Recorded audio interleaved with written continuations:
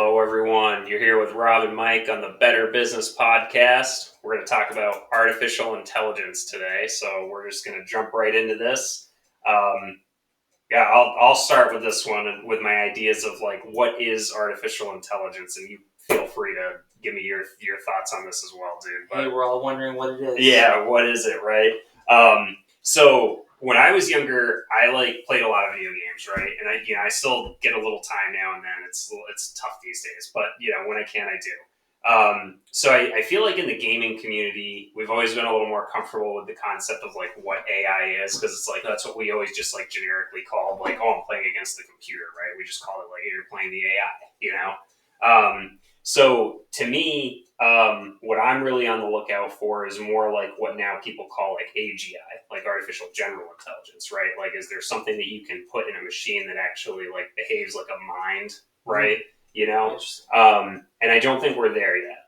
But what people are calling artificial intelligence now, and I don't think that it's necessarily wrong to call it that, but is like the large language models, so GPT being like the front runner, and then people are obviously building off of that platform. So to me, what we're calling artificial intelligence currently is, a thinking machine, something that can do data processing for you and then kind of summarize that data, in a readable report, right? ChatGPT, I've been playing around with it a little bit, as many people have been, and I really do like, I like the way that you put in your question, gives you a nice, clean, concise bullet points and everything. Like it's awesome at business communications, right? That was one of my favorite classes in college that I got the most out of is business communications. Like how do you effectively and concisely communicate messages to people, right? ChatGPT is great at that. Yeah, and I think that's one aspect. And I think nowadays we're seeing Google coming out with their own platform. Meta's coming out with their own platform. ChatGPT has obviously their own platform, right? And it's all these different aspects to really kind of help focus on what your needs are. To me, AI is kind of more of like that dedicated assistant. Yeah. What can that platform do to help me, right? And you hit it right on the nail on the head. Summarizing data for me. So I'm not actually out there spending hours and hours trying to take what data I think is going to be reputable and necessary for what I need when I have ChatGPT come through and say, hey, we're going to summarize this. These are the important details. This is what you want to focus on. So it's completely hands-off, which I love. Yeah, that's right. And now they're doing this thing now for tasks. So they're putting tasks on ChatGPT, so you can like help it. It will help you like schedule. You can have it give you the news, give you recommended tasks for things you're trying to accomplish. I think that's going to be really helpful for a lot of people. So I don't want to like poo-poo it, but personally, I'm not really interested in that.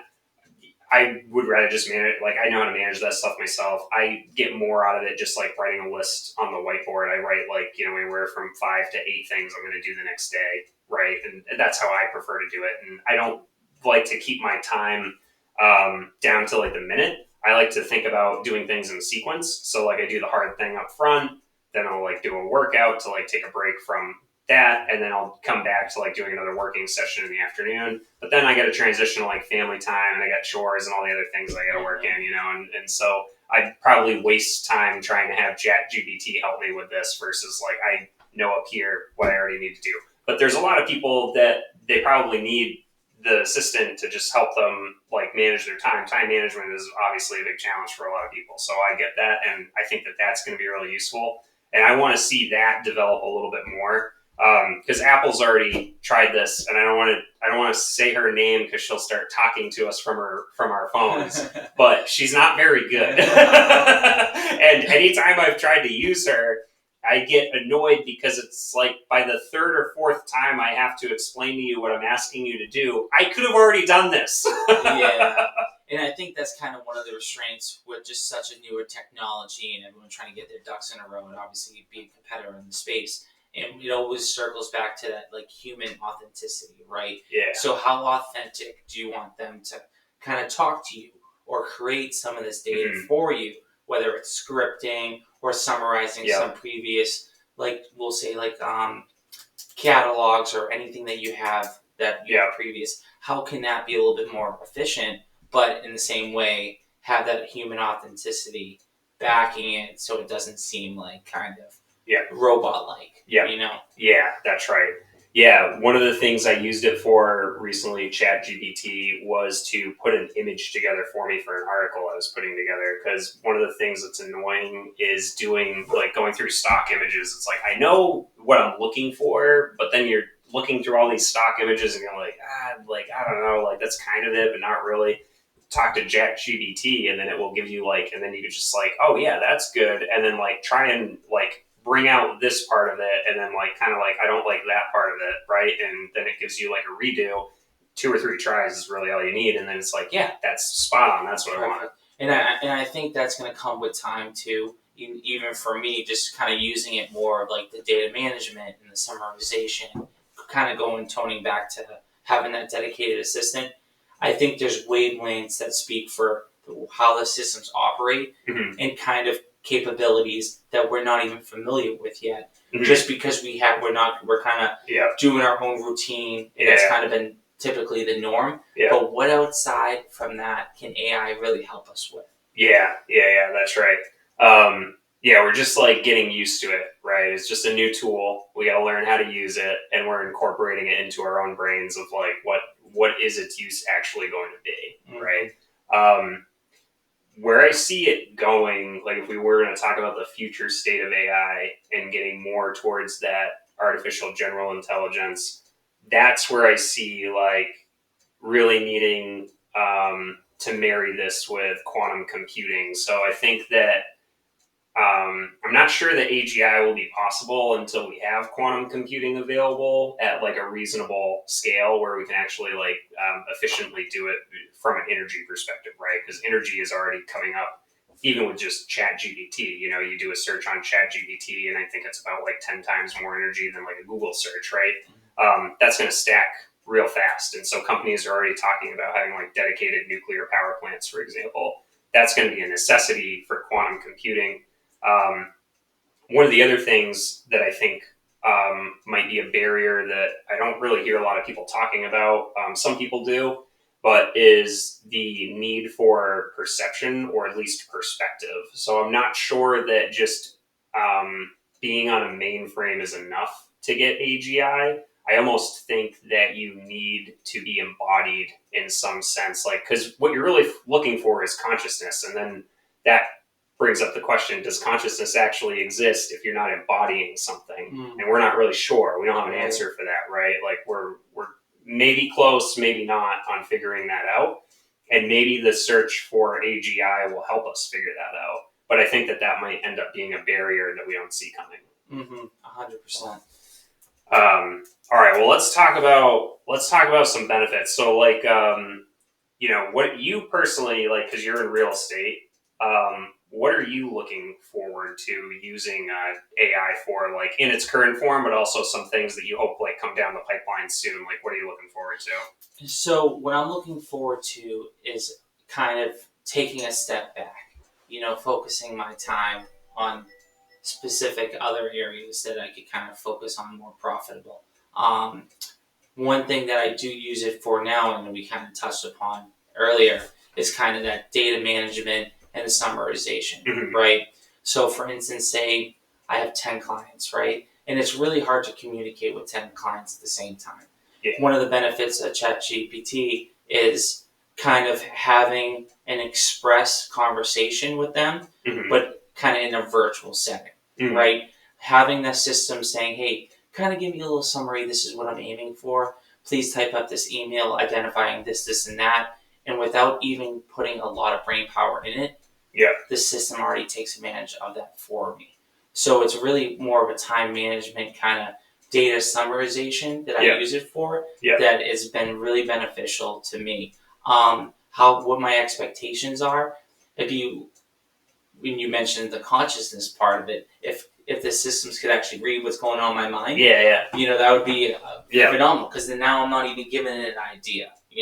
So that kind of goes back to the humanity aspect, being that human authenticness, having that conversation because we're real life people.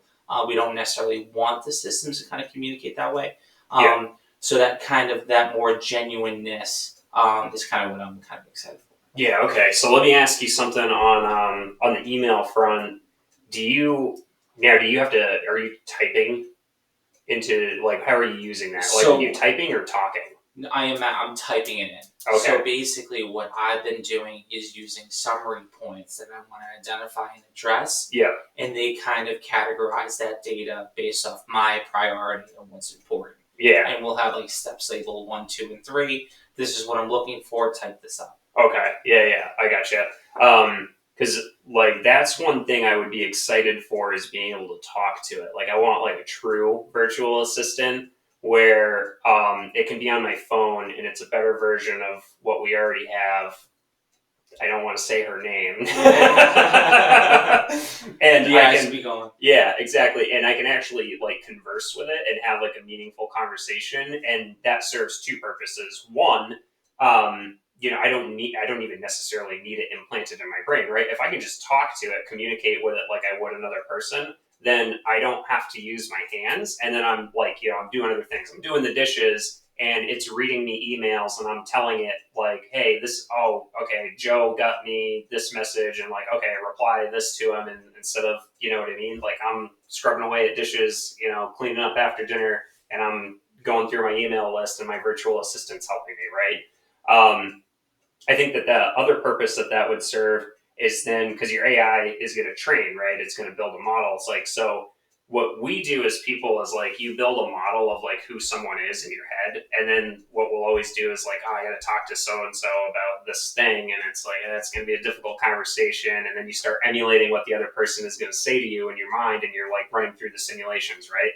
AI is going to do the same thing. So the AI is going to learn you and it's going to learn your customers or whoever else you're interacting with.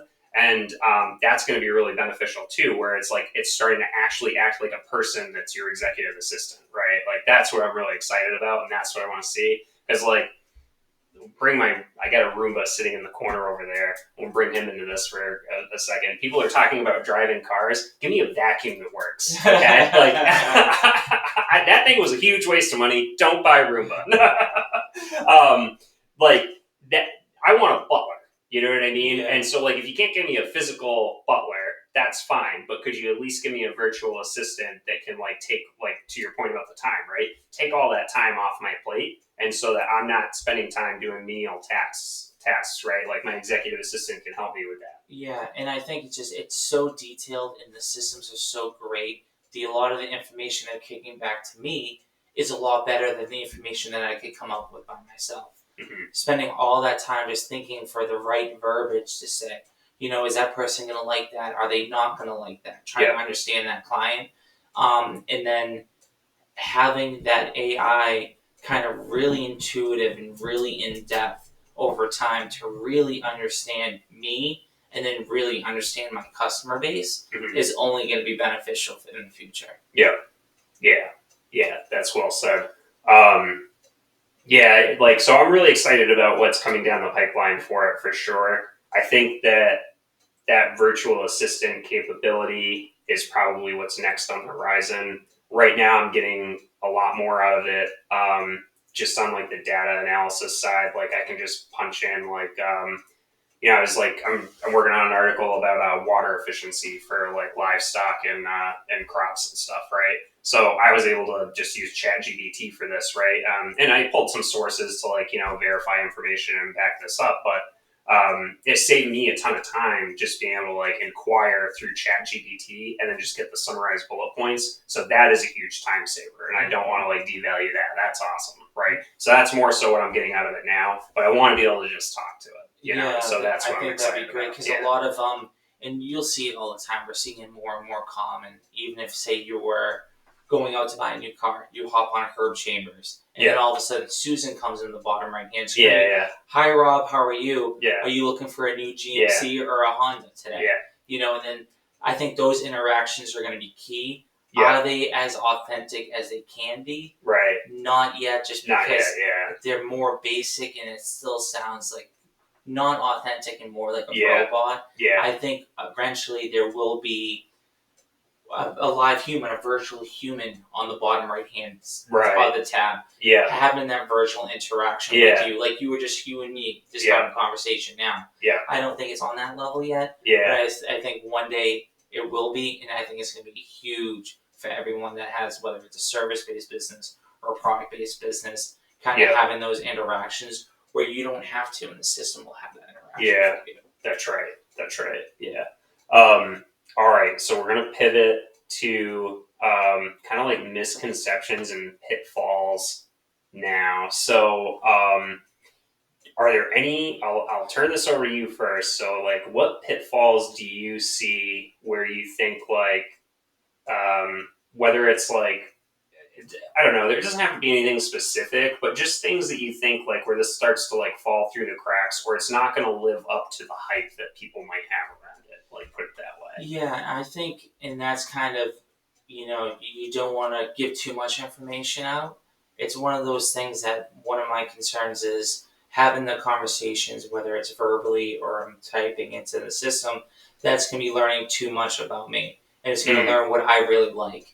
Because what we're seeing now, and we're such a huge tech orientated environment now, where a lot of media advertisements could probably pull from what data that I'm talking about to these systems, and then self-promoting it through different media channels that they're like, hey, Mike's interested in this. Whether they're doing push advertisements or just getting information that I don't want too much disclosed about me, that the systems will be trying to learn behind the scenes, saying, hey, Mike can really benefit from this. But in reality, I don't want anything. Right. Yeah. It's like, stop selling me stuff. Like, It's like, I already don't use email because of this. And I think the systems are going to really identify who you are as a person when you're communicating with these different, we'll say like panels and platforms, and really kind of take that as an advantage to you. Just to kind of really discover, hey, Mike likes this.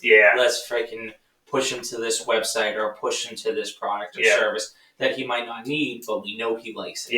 That's right. I think we're going to see a lot of people kind of get taken advantage of just because you're opening up and trying to be more efficient and helping summarize some of this data and just kind of learning from our mental capabilities. And then in retrospect, we'll kind of bite us in the ass at the end.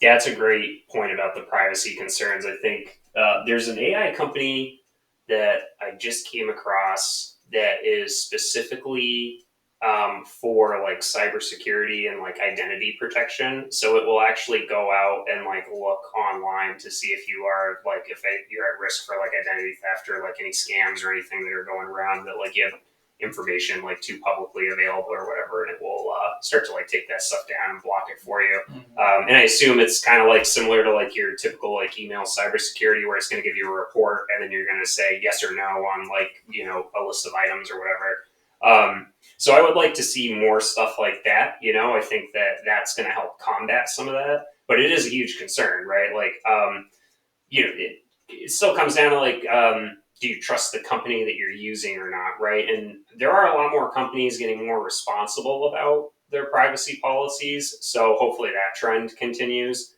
I'm not a huge fan of just like overly regulating everything, but there is regulation that will be in place for that too. So hopefully it's reasonable and actually protects the consumer and doesn't give benefits to the company that like, oh, that was the fine print I didn't see or whatever, right? And there's always that gray area between like legitimacy and like belief, So like we hear on the news all different things that happen all the time, but it's so easy to miscue relevant information. Where it's not legitimate, but it's a way they kind of could pitch it to you. Whether it's like have you believe in this stuff, and I think that could be a concern. And you mentioned the privacy issue. I think it's going to need some regulation just because obviously we don't want to see people taken advantage of for whatever purpose it is, but they'll have the ability to kind of pitch it in a way that you kind of believe it or it's not legitimate. That's right. Then so one of the things that I was thinking about for this is, so we were just talking about like data processing, right? And that's something that AI like ChatGPT and other AI programs are doing very well at right now. But data processing is not decision making, right? So just think about this from take the computers out of it for a second. You're a mid-level manager at a company, and you hire a team of like 3 or 4 analysts, right, that work under you. The 3 or 4 analysts are now like they're doing the data processing, right? And so their job is to summarize information and then get you a more concise report so that you can focus on the relevant things, right? And then you're one of like 5 mid-level managers working in 5 different departments, and then there's a higher level manager, so like a director or a VP or something above you guys, and then you're doing the same thing to feed information up the chain, right? So like maybe you got 3 or 4 people on your team, you task them with like the 3 tasks, like give me like these 3 reports on these 3 subjects, and they get that to you. And then you're trying to come up with like scenarios for your boss, right? And then maybe you even want to just like, this is the decision, and then here's why, and then here's like a backup plan or something, or a contingency or whatever. It just depends on like, I don't want to get too specific on this, but you get the idea. And so then that guy gets like 5 reports too, right? And you're just like passing it up the chain, and you're trying to like whittle information down, right? But there's Duke. Hey, knock it off. Duke's going to say hello on this podcast from time to time. We can't control it. Watch out, he might bite you. Yeah, I'm not going to cut it out every time he barks.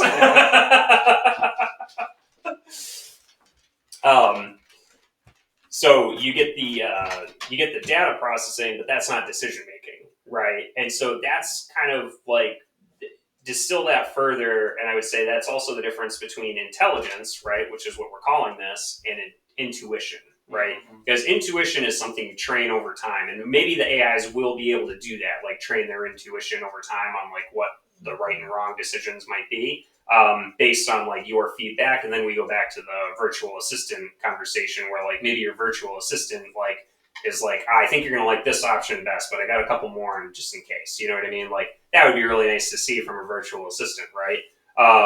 But we're not there yet. We're just on the data processing part. That's not decision making, right? So you want to be able to train that intuitive model over time, and then that's what you pay people more money to be able to do, is to be able to like, yeah, here's the data, but you have to think about your second and third and fourth degree consequences of decisions that you make, right? This is where unintended consequences come from, right? Is like when those don't get thought out and you're not thinking about those like second and third degrees.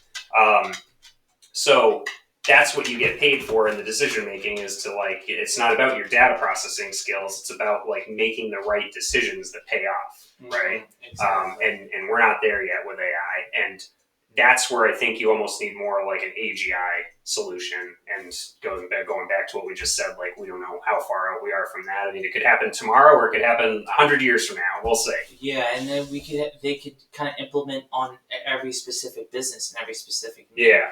Are you in the car business? Are you in the plumbing business? Like, mm-hmm. Really understand you and your business to create that intuitive language to give you direct answers that you need that you may already have. That's right. Yeah, exactly. Then the other thing I was thinking about with this is speaking on like the training the model thing. We're seeing this now too with like they had some like weird stuff going on with ChatGPT, with like assumptions and biases, right? Like another thing that people like forget is like these models are training their mind just like a human would, right? So the information that goes in, like the quality of that information, is ultimately going to determine the quality of the information coming out of it, And so that's something that can't be overlooked on this, where it's, you're relying on the AI to train itself. So it's not about how you program it. You program it to be like an open mind, like it's going to take information in. It's like, okay, so what information do you want it to have access to? And it's like, well, you could give it access to everything, but then how do you train it to know the difference between good information and bad information? That's probably easier from like, you should be able to train an AI to know the difference between good research and bad research. Like most research is bad research. That's what like a lot of people don't like really realize, is like most research just gets like superseded by like new research coming out. And most of it just gets proven to be false because it can't even be like, it can't even be replicated, right? So that's something where like you could probably train an AI to do that, to like sift through like these are some standards that I have. So if you can't meet these standards, then it's bad research and I'm going to throw it away. Mm-hmm. But what about the more subjective, like qualitative information that it's taking in? Then what do you do? You know, you go back to that intuition thing. You have to train it to have good intuition. All right, well, how do you do that? Yeah. Right. And that's like kind of like the human genuineness comes in play. Yeah. Do they have a really firm understanding Yeah. of like what we're looking to aim for? Because it's the platform's great, and the data that comes out can be relevant, but it also might not be. Right. So it's still that intuitiveness is not there because we still have to kind of go through and sift through it when we're making those real life decision making, saying, hey, this makes sense or it doesn't make sense. Yeah. Or if this is relevant or this isn't relevant. Right. Right. And one of the pitfalls that I see there is because if your assumptions and biases are wrong in the beginning, then thinking through things faster just compounds your error, right? So if you just like if you already have a bad foundation and you're going to start thinking through things at 100 times faster than what like you would consider a human to think through something, then you're just going to compound your errors, right? Like, so when I'm trying to make a decision about something important, I actually force myself not to make an impulsive decision, right? I like listening to my intuition and getting, well, like, what does my instinct think on this, right? But then I want to sit back. Like, the reason I'm a higher level conscious being is specifically for that reason. Is like, okay, that's my intuition decision, right? And that very well could be right. Okay, but let me step back a little bit. I'm going to go do something else for a little while. I'm going to go lift some weights, or I'm going to go for a walk with the dogs. Like, I'm going to go do something else, take my mind off this, let it run in the background, and then I'm going to come back to it later. And then maybe I want to take some intentional thinking time where I'm like, let me just consciously actually think about this for a little bit and think about like, well, if I do this, what am I not considering? And kind of like go through that red team analysis, which is like, you want to be like, what would the contrarian say to like my perspective right now, right? And just kind of like hit it from like all angles, you know? Mm-hmm. So that's just something where I see, you know, those are things that I see being overlooked right now that probably not enough people are talking about. A lot of people just get caught into the hype and they just focus on like all the things that are going to be great about it. And there are going to be a lot of great things about it. But, you know, you got to listen to the naysayers too, because they also have a point. Like, you know, there's a little bit of truth on both sides. So, like, yeah, it's like focus on the good things, but you also got to focus on like, okay, but where could this go wrong? And it doesn't have to be the doomsday scenarios. It can just be the things that are like that we're talking about right now, where it's just like, it's not going to be perfect. Okay. So stop saying that.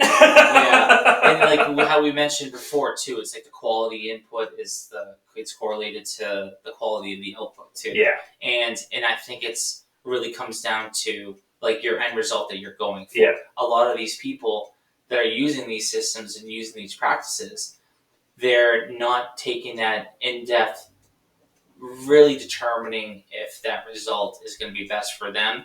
A lot of these people are getting the results that the answers to the data that these systems are providing us, and just saying, "Oh, that's good enough for me." Yeah, you know, and then that's pretty much it. But I'm sure there's layers of intuition that these systems could go through, try to create a better result, not just a result, but we're looking for the best result. Yeah, that's right. There's Duke again. Hey. Yeah, so I would say from there, and we've kind of touched on it. What excites you the most? Thinking ahead, what excites you the most? I think just having, and I might give these systems a name, like they're like my best friend. Yeah. Because I want someone in my pocket helping me make those important decisions. Not so much the opinion aspect of it, but the real genuine intuition that I could get a direct result for a proposed outcome is what I'm looking for. Yeah. So, you know, I want that best friend, we'll call him Tommy, in my pocket, saying, hey, what are your thoughts on this? Yeah. Whether it could be virtual, it could be scripting, it could be however that result is, having someone in that pocket at all times to help me make those important decisions. Yeah, that's pretty much spot on with like how I feel right now.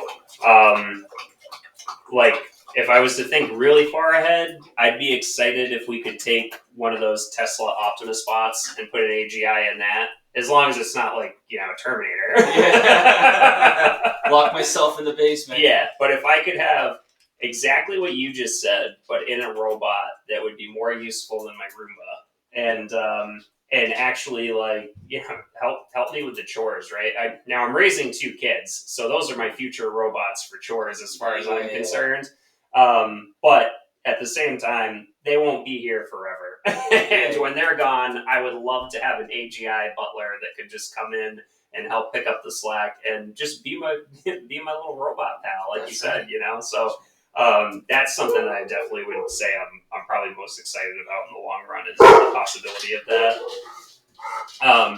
Now, flip that. What kind of gives you the most hesitation, or not necessarily that you have to be afraid of, but just kind of like, what's kind of like, holding you back from being optimistic, or, it could be something you're afraid of. But. Yeah, I think that's kind of going back to our previous discussion here is really understanding their knowing too much more about me, and using the way I think, the way I discuss, the way I converse with people, and taking that information and kind of manipulating my way of thoughts. Yeah. Because now it's like having a direct assistant, and everyone's going to be different. Whether I hire Tom or I hire Jill, both of them are going to have different answers and different decision makings based on a different set of data.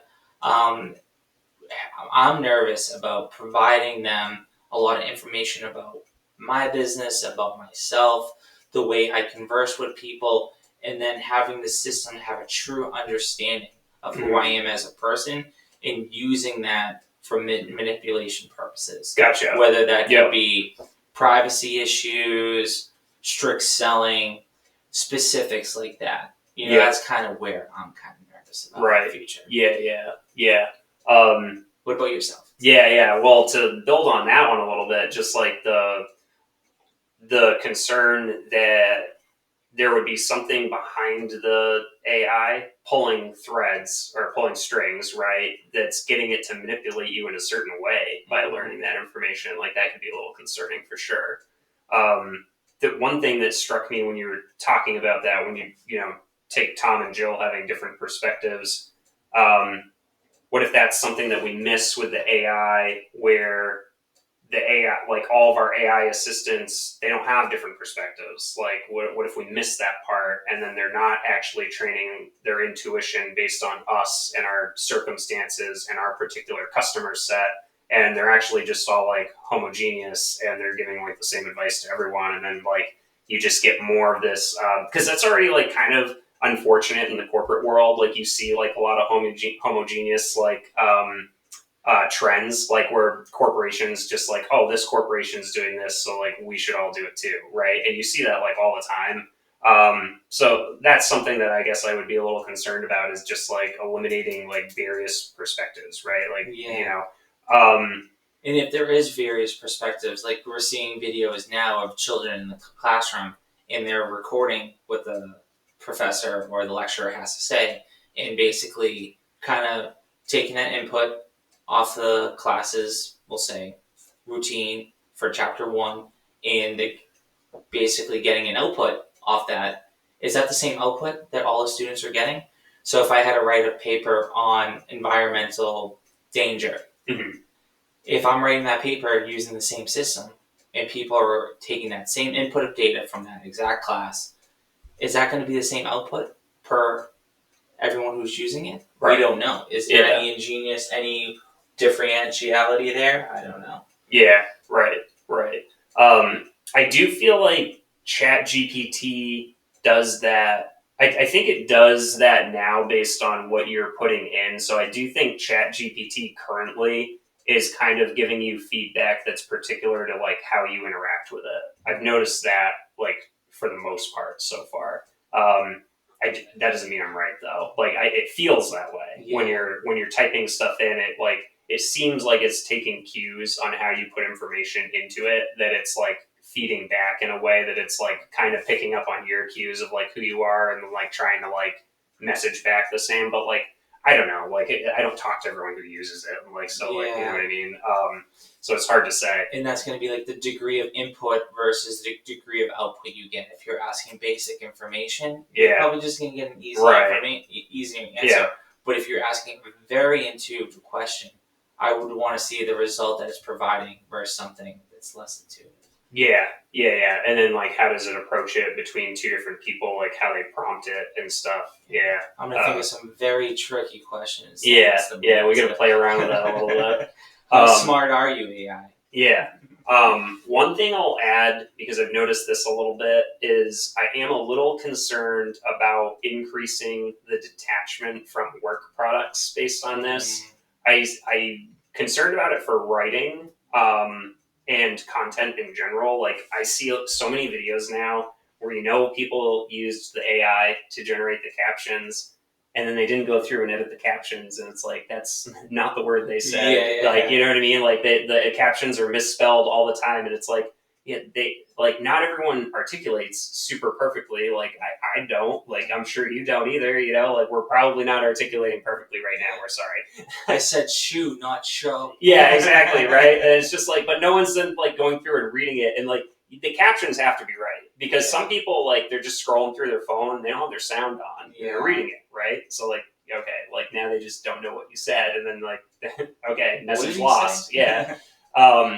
So that's just like what I get a little concerned about is I don't want to say people are inherently lazy, but there is a proclivity to energy efficiency, we'll say, that does incentivize laziness in certain situations, and people are very easy to just like, no, that's fine, like the AI did it for me. Yeah. And then I'm just to elaborate on that, I'm concerned about that writing particularly because the quality of articles has gone down already, and so now add to that the fact that people will use an AI to just give it like a series of prompts, and then you might skim through it and be like, oh, could you elaborate on this point, and then like take that one out, like I don't care about that, or right. But people aren't like actually reading through and editing things now, and so I feel like now you don't know, like, did a person write this, or is this just like a chat GPT printout, and does that make it worth less? I'm not sure that it necessarily does, but it kind of does in my view, because it's like you didn't actually put the creative effort in to like really genuinely come up with this. So like I can give you some credit that you came up with the idea and the prompts, and then you basically had like this ghostwriter write it for you. So like, all right, I'll give you the credit for that. But then you didn't even edit your own work. Yeah, right. It's not even being yourself. Right. Is this Rob actually writing this? Right. So anyway, but overall, I would say I am very optimistic. I do not put much stock into the doomsday scenarios around AI. It's like unless we're actually building Terminators, they're not going to end our world. So it's on us. It's a tool, and it's up to us, like how we engage with it, right? Like any other tool. And so it just comes down to culture values and what we decide as a society and a civilization and how we're going to engage with it. I don't foresee AI being the end of our species or anything like that. So overall, I'm like very optimistic on where it can go. I hope that we take some lessons that we learned from like the rapid changes around social media and then apply that to this technology, because obviously this is more powerful. And then going back to like compounded errors that I was talking about is like, because it's more powerful and it's going to move faster, it can compound errors if we get stuff wrong up front. So I want people to be responsible early on and just make good decisions around it. But I'm optimistic. I think that the freer our market is around it, like the more we allow for competition and collaboration, the more optimistic I am that people will solve problems, right? Like this problem gets generated by this company, and then two other companies pop up to compete about who's going to solve that problem better, right? Like that. So that's the kind of stuff that I want to see. And I think that's kind of like the general purpose of it too. I think that's kind of like my motive. I think that's what everyone's kind of thinking about too. So they're thinking about it in a positive way, helping us solve those type of problems. Yeah, exactly. All right. So let us know what you think. Any ideas, concerns regarding AI? Drop your name, drop in the comments. Better Business Podcast. Thank you for tuning in. We'll see you for the next one. See you for the next one.